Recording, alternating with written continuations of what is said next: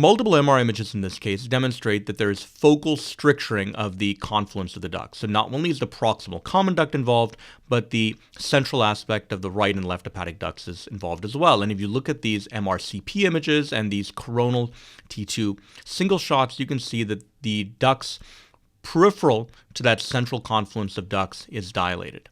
Now, if you look at the MR images, you can see that this area demonstrates T2 hyperenhancement. There's focal enhancement and thickening on the post-gadolinium images. And if you look at the diffusion-weighted images, there is subtle restricted diffusion. And this turned out to be a Klatskin tumor or cholangiocarcinoma.